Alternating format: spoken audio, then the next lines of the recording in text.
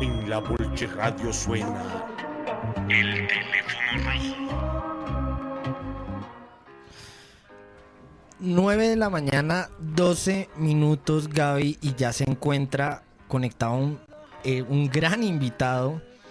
Pero primero comentarle a la audiencia que vamos a discutir el tema ya a fondo sobre la gran polémica que es la reforma a la salud, reforma que fue presentada el pasado martes 14 de febrero de forma simbólica en la Plaza de Armas de la Casa de Nariño y después fue radicada en el Congreso de la República. Tenemos como invitado a Sergio Izaza. Él es médico pediatra activo, miembro de la Comisión de Seguimiento a la Sentencia de Inconstitucionalidad del Derecho a la Salud y es presidente de la Federación Médica Colombiana. Sergio, buenos días y bienvenido a La Bolche Radio. Buenos días a todos ustedes, Oscar, Daniel, Hernán, Mónica, Gaby, James, bueno, a todos los compañeros del trabajo parlamentario de la Unión Patriótica y al público en general. Muchas gracias por este espacio. Bueno, Sergio, vamos a arrancar con algo que me gustaría saber y que tú fuiste la persona que le entregó al presidente Gustavo Petro la reforma, el video, ¿no? Muy simbólico, ¿no? Pasó por todas las manos de personal médico y tú fuiste la última persona que le entregó el texto. Bueno, ¿cómo te sientes con esa responsabilidad? ¿Cómo fue el proceso? ¿Te sientes por lo menos en esta etapa de la reforma a gusto con el trabajo realizado? Bueno, pues sí, y realmente ese honor que me otorgaron todos mis compañeros, pacientes, enfermeras, todos los de la fila que hicieron, que ahí están representadas organizaciones médicas, todos los trabajadores de la salud, fonoaudiólogas, fisioterapeutas, auxiliares de enfermería, pacientes, etcétera. Pues para mí realmente fue una sorpresa. Me sentí un poco como apabullado, por decirlo de alguna forma, como era algo inesperado, pero fue realmente un honor para representar al movimiento en ese momento y fue una profunda gratitud de parte del grupo mío personalmente, pero además de la Comisión de Seguimiento a la Sentencia T760 por una reforma estructurada de la salud. Y obviamente de la Federación Médica Colombiana, la cual yo presido y pues entidad que hace parte, que es la Secretaría Técnica de esa comisión. Y pues hemos trabajado de manera ininterrumpida por esta ley, por este proyecto de ley, desde hace ya casi vamos a completar 8 años, en que empezamos a trabajarla una vez que entregamos al presidente Santos la ley estatutaria y que después de 2 años se surgió y fue, ¿cómo se dice? Fue sancionada y empezó a ser parte de la estructura jurídica del país y que viendo cómo no se tenía en cuenta por parte del gobierno, de los gobiernos de turno, vimos la necesidad de desarrollarla a través de una ley ordinaria. Y ese trabajo se empezó desde esa época. Lo empezamos las organizaciones médicas de carácter nacional, las mismas que constituimos la Junta Médica en ese momento y que produjimos el borrador de la ley estatutaria para que esa ley estatutaria no quedara en el tintero, ¿cierto? Y pues consideramos siempre desde un comienzo que este tipo de actividades no tienen el mismo peso y el mismo valor, ni avanzan lo suficientemente rápido si no hay detrás un respaldo importante del movimiento popular, del movimiento de masas, que estén recordando y empujando permanentemente este tipo de iniciativas y se constituya, digamos, en una bandera de lucha por avanzar en la democracia del país. Bueno, Sergio, Recording in progress. Hola. Sí, Sí, perdón. adelante. Sergio, en un espacio hace unos días, tú nos comentabas que las bases fundamentales de este sistema de salud y un poco lo que se quiere hablar en la reforma es, primero, el tema de la administración pública de los recursos, segundo, la atención primaria resolutiva en salud y tercero, el régimen de transición. Háblanos un poco de cada uno de estos puntos y cómo se ven reflejados en la reforma. Bueno, el primer punto es clave. Es una propuesta que planteamos muchos desde un comienzo, sin embargo no todos lo compartían. Pero a medida que fue pasando el tiempo y acumulábamos experiencias de ejemplos nefastos del funcionamiento del sistema, llegamos finalmente a unificarnos todos los que participamos en este desarrollo, con que realmente sí, esa intermediación financiera que hacen las EPS con dineros públicos, en donde se ha demostrado que han desviado recursos hacia manos privadas y han dejado totalmente desamparados durante unas veces permanentemente, otras durante largo tiempo, a una gran cantidad de pacientes cuando se liquida una EPS porque roban, o cuando se liquida otra EPS porque también roban. Entonces, aquí lo que hemos visto además es que los pacientes dejan de ser pacientes, ¿cierto? Que se convierten en una mercancía como el ganado y que lo pasan de una hacienda a otra según la que tenga más avidez y capacidad de continuar con el negocio. O así no lo tengan, pues simplemente se constituye en una fuente de ingresos facilito, y en donde todo esto nos demuestra que el interés que hay primordial por delante de todo esto es el negocio, y que detrás está, si acaso, la salud de las personas.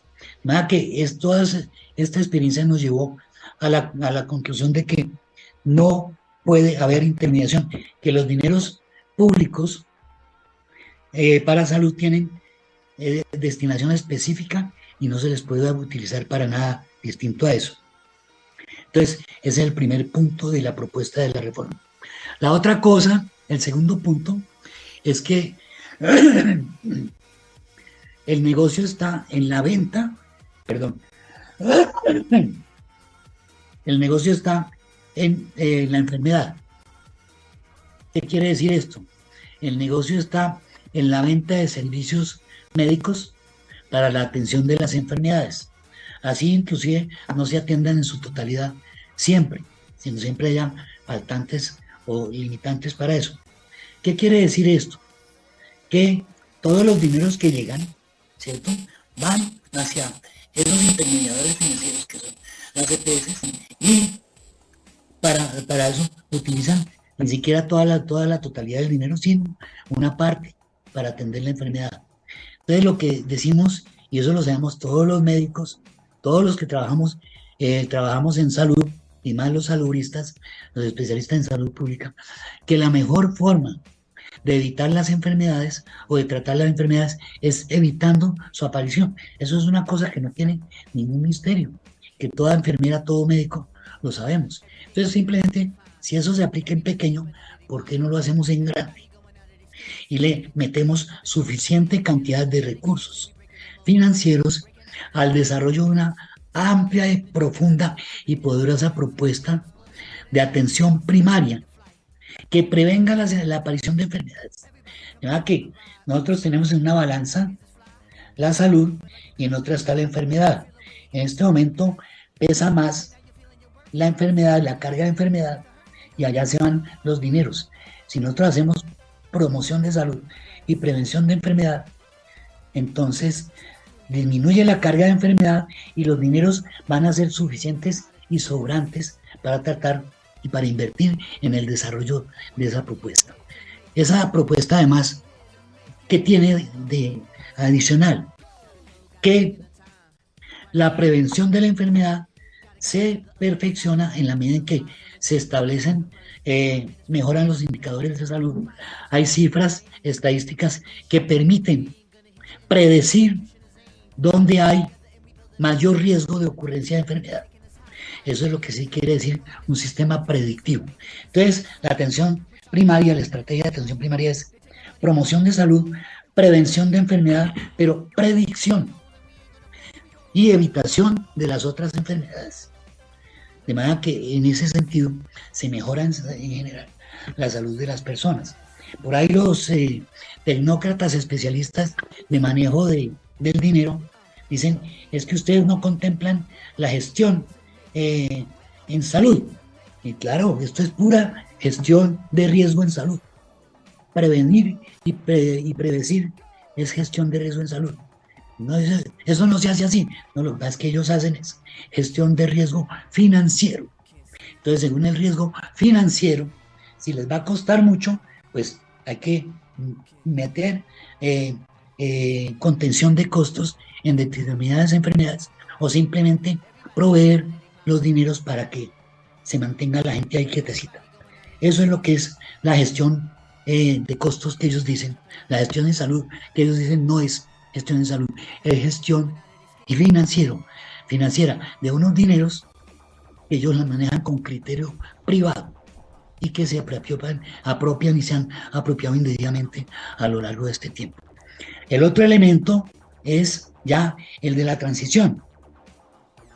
No han hecho sino mentir y mentir y mentir, creando terrorismo entre la gente, diciendo es que vamos a destruir todo y porque vamos a implantar de una vez el régimen nuevo. Ellos se les olvida que eso sí hicieron con la ley 100. La ley 100 el 1 de enero del 94 ya estaba aplicándose y todo el mundo se tuvo que adaptar a eso, quisiera o no quisiera. Hospitales, médicos, todo el mundo. Aquí nosotros planteamos, no señor, aquí hay una experiencia acumulada, pero tenemos que saber a qué herencia renunciamos. Tenemos que descartar lo malo y tenemos que aprovechar lo bueno. ¿Con qué perspectiva?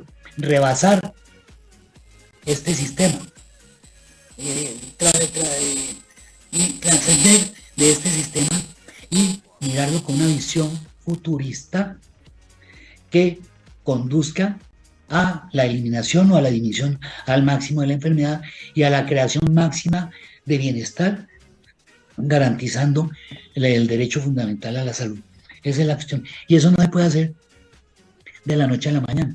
Eso requiere un proceso de transición que según el área que se toque, demora más o demora menos. Y para poder lograr este proceso, no se puede dar ni medio paso sin que haya un sistema público, único, integrado de información en salud. ¿Qué quiere decir esto? Si nosotros hacemos todas las transformaciones que quieren, pero no le seguimos el paso, minuto a minuto, segundo a segundo, dato por dato, a todo lo que se hace en el sistema, no vamos a avanzar porque la corrupción nos va a ganar. Entonces, ¿qué quiere decir un sistema público, único, integrado de información en salud? Ese sistema tiene que funcionar de manera en línea, en tiempo real, y tiene que ser transaccional. A nosotros nos dicen los que o se hacen los bobos o son ignorantes, eso no se puede, porque eso es muy complicado y requiere mucha burocracia. Pues estas personas o no conocen los avances tecnológicos e increíbles de lo que es todo lo que es inteligencia artificial y todos los software innovadores, como nos manipula el gran hermano a través de internet, con Google, con todas estas cosas, ¿cierto? Que es la captación de datos y la creación de espacios específicos para hacer la analítica. Así funcionará este sistema de información, con software de última generación y con inteligencia artificial, además con encriptamiento de datos que hacen imposible el falseamiento de los mismos. De manera que esto está ahí y tiene que ser así, no puede ser de otra manera. Entonces de pronto también nos dicen, perdón, Chanchita, perdón que estamos en línea, pero acaba de entrar la perrita de la casa y está haciendo. Entonces, bueno, entonces estaba diciéndoles que esto sí funciona, Entonces, ¿cómo funciona el sistema bancario? Que hace más de 100 millones de transacciones o datos por día. Sí, claro.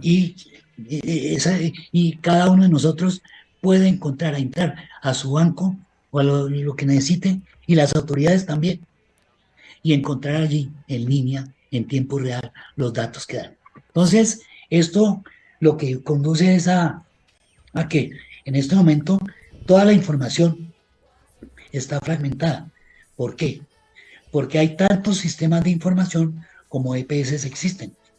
Y cada EPS, como son entidades privadas, manejan la información con criterio privado. Es decir, ¿para qué? Para su beneficio propio, no para el beneficio del sistema. Los datos que nosotros conocemos de los sistemas de información de las EPS son datos que dan a conocer los que ellos a bien tienen, pero no nos dan todos los datos reales.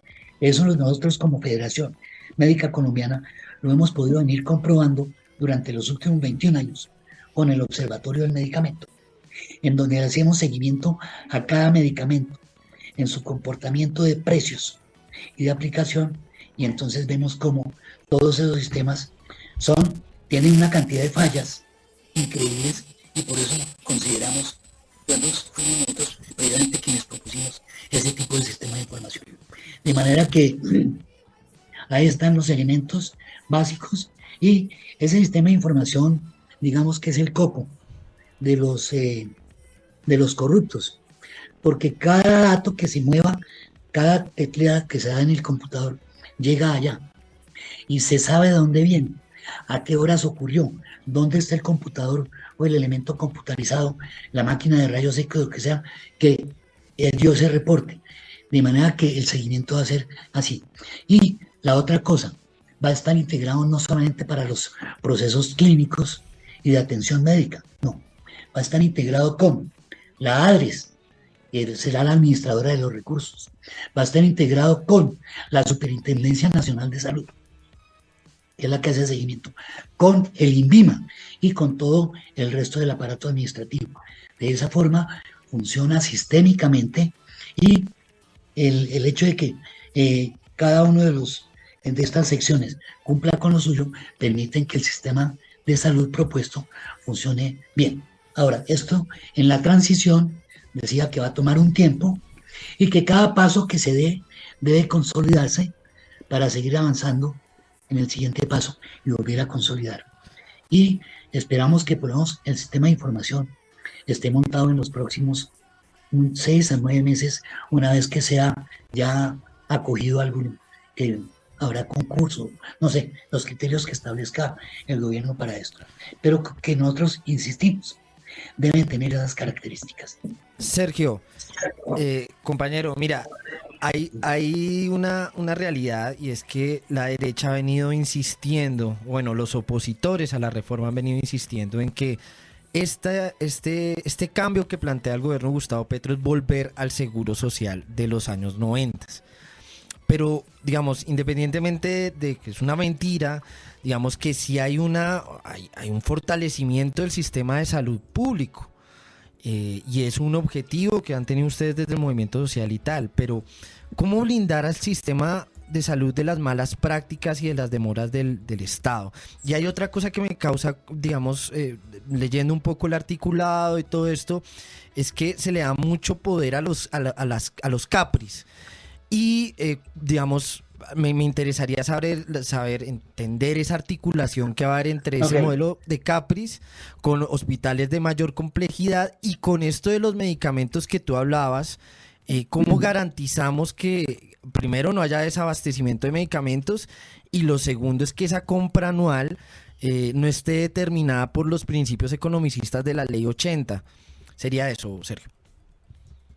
Bueno, entonces, primero, la cuestión del seguro. Yo creo que con el seguro hay que ser justos en lo que históricamente le corresponde. El seguro social, acuérdense que cuando empezó la Ley 100, había 2 entidades que no eran EPS, pero que por la Ley 100 se tuvieron que constituir en EPS, pero eran oficiales no privadas, y por lo tanto no tenían ánimo de lucro. ¿Sí? Eso es clave entenderlo. Como eran esas EPS del sistema que no tenían ánimo de lucro, no vivían subiendo precios ni haciendo presión para subir precios de medicamentos y de todo lo que era los cobros del costo del proceso, del sistema en general. Entonces, ¿qué pasaba? Eran los reguladores de precios en ese mercado, por ahí llamado un mercado regulado, ¿cierto? Eran los reguladores. Igual que cuando los ferrocarriles colombianos, los ferrocarriles nacionales de Colombia existían, eran los que regulaban los precios del transporte, porque es mucho, 10 veces o 20 veces más barato mandar la carga por ferrocarril que por las carreteras y con los camiones privados. Entonces, ¿qué pasó? Hubo una persecución brutal, pero diabólica, muy perfectamente intencionada hacia la abolición del seguro y las cajas de previsión. ¿Y qué había que hacer para eso? Generar una imagen de descomposición y de daño, de ineficiencia de esas entidades. Me consta porque yo lo vi como miembro del Consejo Nacional de Seguridad Social en Salud, que fui durante 10 años, que se nombraban con propósito específico a los directivos, tanto de las cajas como del seguro, para que hiciera una gestión, y ellos se encargaban de hacer una gestión pésima, de manera que la gente terminaba odiando al seguro y a la caja, ¿cierto? Es más, el que fue director de la caja se le fue la mano, robó tanto que terminó en la cárcel, ¿cierto? Entonces, y mientras tanto, ¿qué pasaba contra eso? Las campañas publicitarias de competencia sana y comercial de las distintas EPS. No sé si ustedes estaban de pronto muy chiquitos para ver esa época. Éramos chiquitos, ¿sí? compañeros. Sí, pero sí. esto ya fue hace 30 años. El Seguro Social y la caja primero acabaron la caja de previsión, como a los 5 o 6 años de la ley 100, de iniciar la ley 100, y luego a los 8 o 9 años acabaron con el Seguro Social, pero con ese criterio.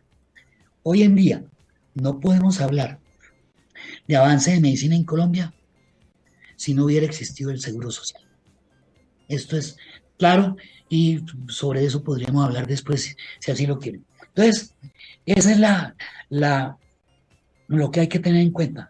Fueron dos instancias marchitadas para que no compitieran. ¿Qué ocurrió cuando salieron del escenario?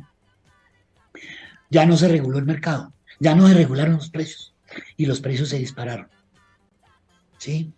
Y empieza toda la debacle y es cuando aparece, ahí sí, en el Paseo de la Muerte, las congestiones de urgencias, una cantidad de cosas que se dan. Y así es como, y en la gente queda en el inconsciente colectivo de la gente 5 o 6 u 8 años de publicidad en contra de las instituciones. Por eso todo el mundo habla de la desgracia del Seguro Social, pero porque hablan así, o los que la conocen con mala intención, o los demás simplemente consumiendo la información, al no conocerla. Bien, entonces, eso por ese lado. Pero los que dicen, es que queremos volver al Seguro Social, aduciendo que es que era la porquería más grande, porque así lo han llamado, sin que eso sea cierto. Es gente que o no tiene imaginación hacia futuro, o es gente que está anclada y quiere así mantener una imagen del pasado en todo el público, porque nosotros en ningún momento hemos planteado eso. Lo que hemos planteado es, ya para responder la última parte de la pregunta tuya, es que el sistema de salud nuevo, sobre la base de la estrategia en salud, de atención primaria en salud, de promoción de salud y prevención de la enfermedad, funcione distinto. ¿Y cómo va a funcionar? Que no sea la gente la que tenga que buscar el sistema, yendo a los servicios de urgencia y a congestionar los servicios de urgencias, sino que son esos CAPS que me preguntas, los equipos básicos de esos CAPS, que son médico, enfermera, odontólogo, psicólogo y el estadístico, que salen a las casas a buscar a la gente para establecer quién está sano, quién está en riesgo de enfermar y quién está enfermo. Y resolver ahí mismo, en esa primera fase de atención, los problemas que haya que resolver. Un odontólogo mira a un bebé, a un niño, mire, este niño tiene caries, hay que mandarlo ya al centro a que se le dé la atención. O la enfermera toma, o el médico, la atención. Señora, su dolor de cabeza es que porque usted tiene la tensión altísima. Vea, cita con esta cuestión. Ya, es decir, la cuestión es resolutiva inmediatamente. Y no tienen que mandarlo donde el cardiólogo, pero para esto tiene que llamar a la EPS, tener la suerte de que le contesten, y entonces tiene dos opciones. O le dicen, no hay agenda, o le dicen, sí, pero dentro de 12 días. Y mientras tanto, el personaje ¿qué? Entonces, esa es la base de estímulo, y es lo que no quieren decir, es lo que no quieren repetir.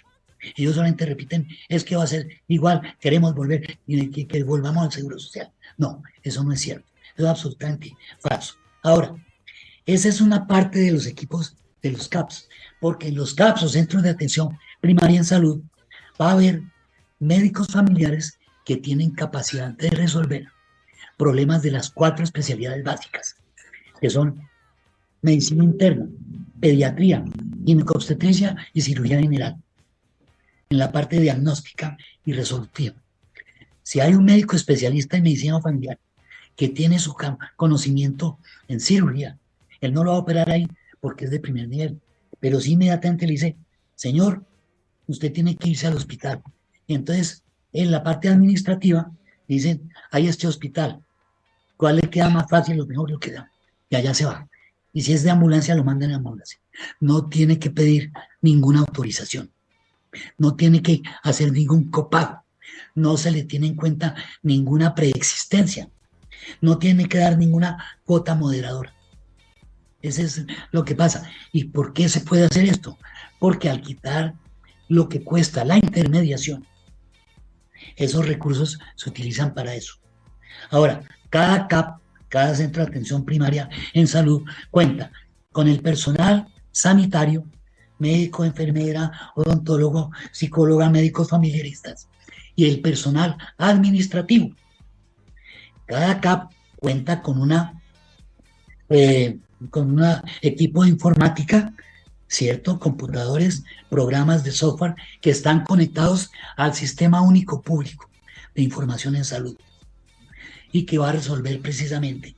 Vas a ver, como dice con los CRUES, dónde hay este hospital, dónde hay cama, no sé qué, sepan, allá se va. Y hay otra cosa que es más interesante. Ahí sí vamos a aplicar, pero de verdad, no en el papel, ¿cierto? Que la persona elija el sitio donde quiera ir. ¿Por qué? Porque a la red pública, a los hospitales, ya sean públicos, mixtos o privados, que hagan parte de la red de atención a donde se remite la gente para la atención de segundo y tercer nivel, entonces tienen que estar actualizados en la información a través del sistema que es en tiempo real y en línea de cuáles son sus indicadores de salud. Y entonces ahí va a ver en el computador, mire, el hospital X demora la atención de los pacientes tantas horas o tanto tiempo, y el paciente dirá, vea, y ahí le van a decir, aquí no hay cama, aquí sí, aquí lo puede atender y este otro también, ¿cuál de los dos escoge? Me queda más cerca que me lleven acá, no, o lo llevan, es decir, ese tipo de cosas está prevista. Nos dicen que somos ingenuos, porque estamos planteando demasiado. Lo que pasa es que lo que creemos es que esto es real, es factible y es posible. Que lo único que puede hacer que esto no ocurra es que haya sabotaje o que haya, ¿cómo se dice? Que haya meterle palos administrativos en la rueda para que esto no avance. No sé si con esto Sergio, contesto la sí. cuestión del funcionamiento de los CAPS. Sí, y también tengo otra dudilla, dos dudillas en realidad. La primera es que la reforma potencia, digamos, quiere que la nueva EPS, como EPS pública, tenga un protagonismo dentro del sistema.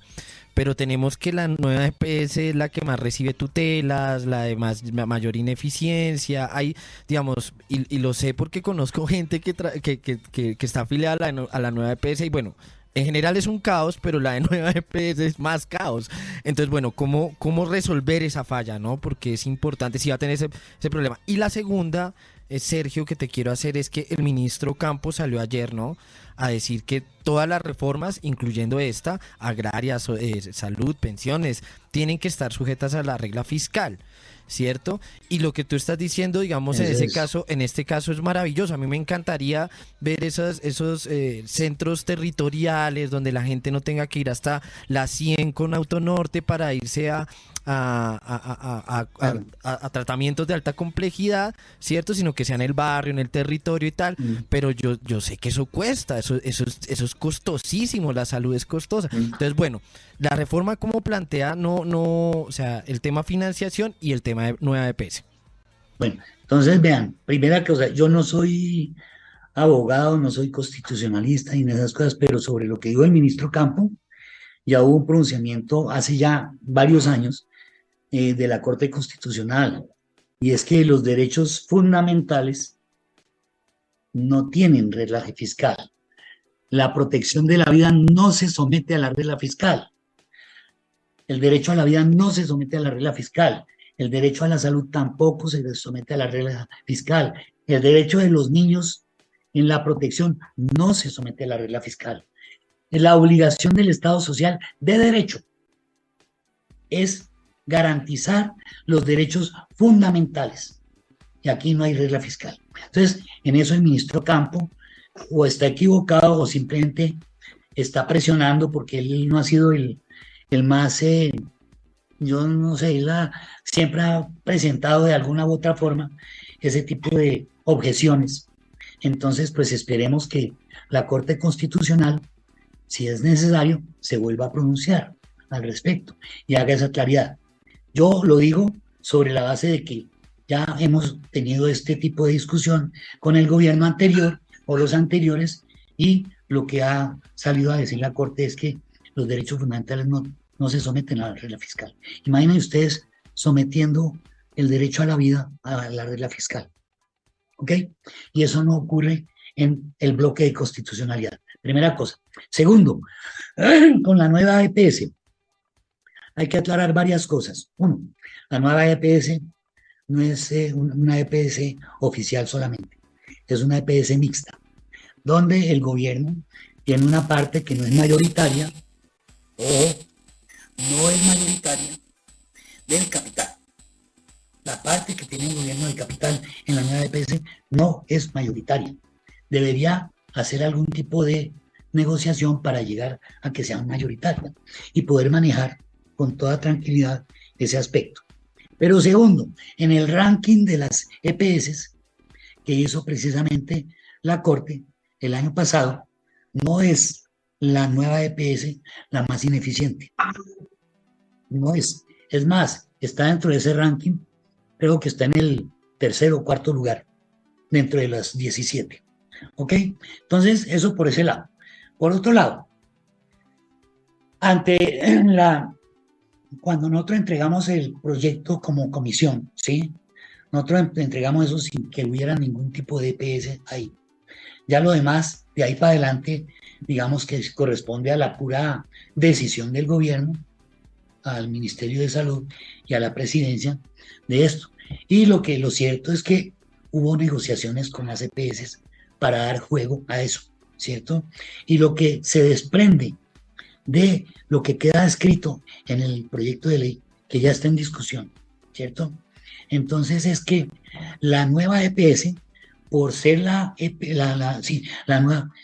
nueva EPS, por ser la EPS que más cantidad de pacientes tiene, tiene cerca de o algo más de 11 millones de personas. Al hacer comparativamente lo que son los cuadros de quejas, etcétera, con relación al volumen que manejan, es la que menos queda con eso, ¿cierto? Pero bueno, digamos que esto, vea cómo son las cosas cuando se manejan las cosas con cifras frías. Porque cuando yo te digo esto, dejo de lado el sufrimiento real de la gente que le toca mal esta cuestión. Entonces, ¿cuál es el objetivo? Pues simplemente dentro de la transición se permite la persistencia de las EPS con una característica. Serán puras administradoras del manejo de los pacientes, pero no van a ser las intermediadoras financieras, no van a ser los intermediarios financieros, porque todo ese poder se le da a la ADRES. La ADRES va a manejar exclusivamente ella, el dinero central de la salud. Las EPS ya no, pero además con una condición que lo impone no este proyecto de ley, sino la ley 100 misma. Señores EPS, listo, quedan aquí, siguen existiendo dentro del negocio, jugando el papel articulador, ¿cierto? Y de direccionamiento, orientación, envío, remisión, etcétera, de los pacientes, entrega de los medicamentos y prestación de servicios en sus hospitales y clínicas que ustedes tienen. Compita por calidad. Pero además tienen que ponerse al día con sus obligaciones fiscales y financieras. Las que no se pongan al día salen. ¿Aplicando cuál ley? La ley 100. ¿Cierto? Es que fíjense una cosa. Empezaron con hace 30 años, cuando empezó la ley 100, empezaron más de 150 EPS. Cuando uno leía los ranking de las empresas más lucrativas del país, en los 10 primeros lugares siempre había por lo menos dos o tres EPS.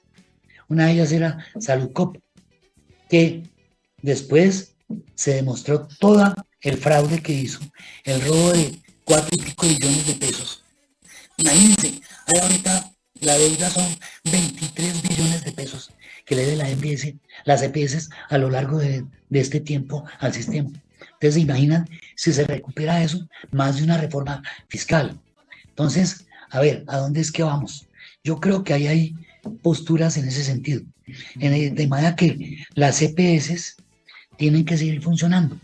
Ahora, si funcionan bien en ese proceso de transición y se dan los pasos que se afianzan, pues finalmente si los hospitales y clínicas privados, que además son de su propiedad, juegan un papel muy bueno, muy bien hecho, de gran calidad en la atención de los pacientes, como lo han hecho la mayoría hasta ahora.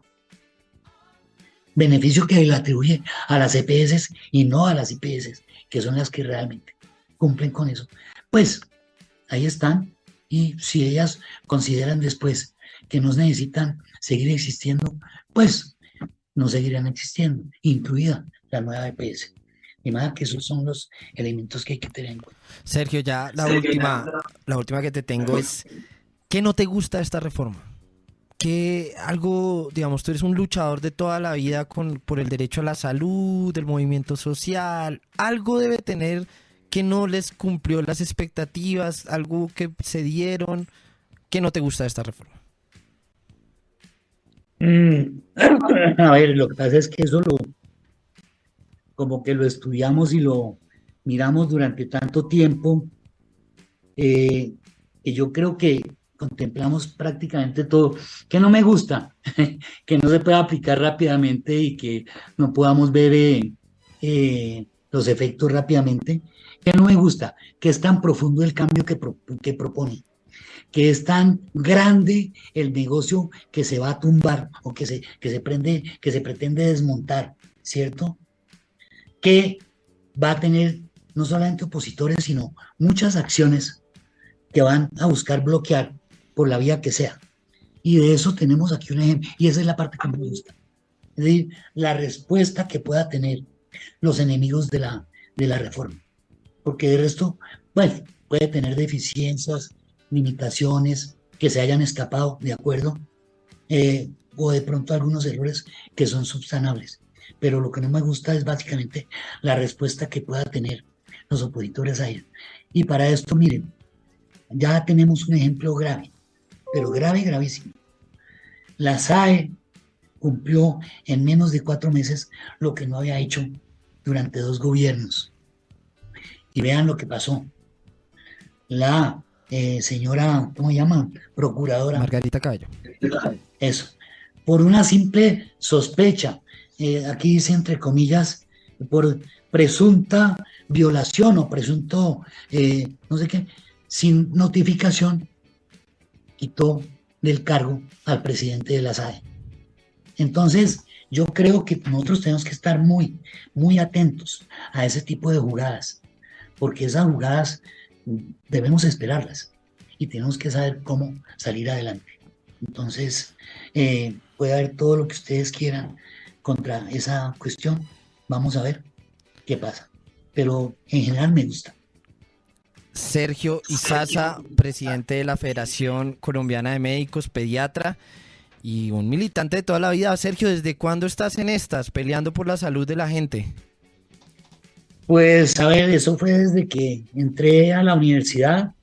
A ver, paradójicamente, miren, yo me presenté a la Nacional, pasé, en esa época estaba de presidente Carlos Lleras Restrepo y en una llegada de la Universidad Nacional le echaron huevos podridos y tomates, y entonces cerró la universidad y yo no pude entrar y me tocó entrar a buscar otra y logré entrar a la Universidad del Rosario, con la fortuna de que el decano que había reactivado esa universidad después de más de 100 años de estar inactiva, con el rector que era un obispo que era Monseñor José Vicente Castro Silva, reactivaron la Facultad de Medicina y ese decano era Guillermo Ferros, de quien yo fui, me hice finalmente después muy amigo y aprendí de él que nunca jamás hay que tragar nada entero, que siempre, y él nunca nos habló explícitamente de política, pero nos enseñó política a través de sus clases de biología.